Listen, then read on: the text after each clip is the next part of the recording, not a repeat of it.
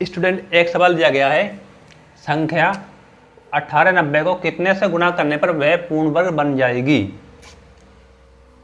इस तरह के सवाल वर्ग और वर्गमूल वाले टॉपिक से आते हैं। सवाल अलग अलग हो सकते हैं। कई बार होता है संख्या में क्या घटाएगी संख्या पूर्ण वर्ग बन जाए, संख्या में क्या जोड़ेगी संख्या पूर्ण वर्ग बन जाए, संख्या को कितने से गुणा करने पर वह पूर्ण वर्ग बन जाएगी, और संख्या को कितने से भाग देने पर वह संख्या पूर्ण वर्ग बन जाएगी।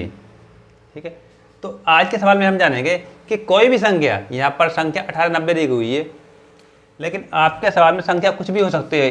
1890 की जगह संख्या कुछ भी हो सकती है, और सवाल में कहा जाएगा संख्या को कितने से गुणा करने पर वह संख्या पूर्ण वर्ग बन जाएगी।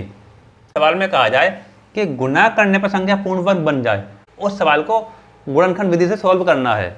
आइए जानते हैं इस तरह के सवाल को हम कैसे हल करेंगे। सबसे पहले हमें 1890 का बनाना होगा यहाँ पर गुणनखंड। तो हम यहाँ पर बनाते हैं 1890 के गुणनखंड 1890। इस प्रकार से हम बनाते हैं गुणनखंड। और तो सबसे पहले हम इसे 2 से भाग करते हैं। ये जाएगा 9 बारी में, 2 ने बटा 2 चौक, ये हो गया 2 चौक 8, 2 पंजे 10।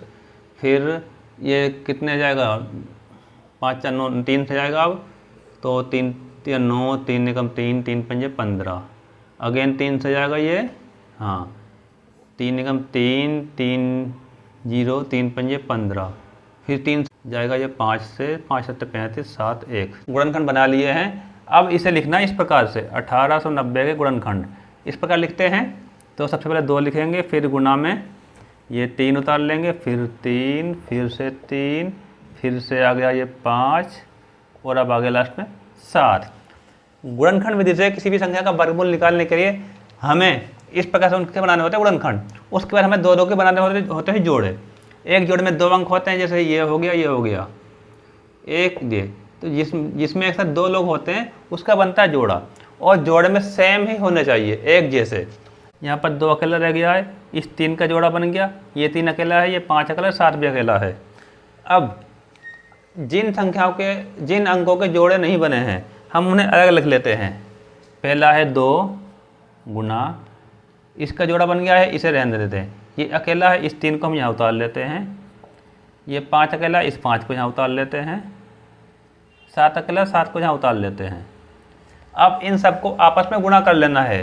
गुणा करने पर कितना आता है, 2 को 3 से करेंगे 6, 6 को 5 से करेंगे 30, 30 को 7 से करेंगे 210। 210 आ गया। अब सवाल में क्या पूछा गया था, संख्या 1890 को कितने से गुणा करने पर वह संख्या पूर्ण वर्ग बन जाएगी। तब हमें आंसर में लिखना है सेम, संख्या 1890 को 210 से गुणा करने पर वह संख्या पूर्ण वर्ग बन जाएगी।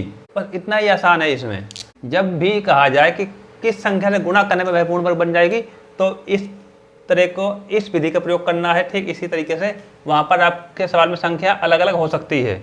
आशा करता हूँ आपको सवाल समझ में आ गया होगा। अब मिलते हैं अगली वीडियो में। अगर ऐसा कोई सवाल जो आपको समझ में नहीं आता है इसी टॉपिक से रिलेटेड, तो कमेंट में बताएं।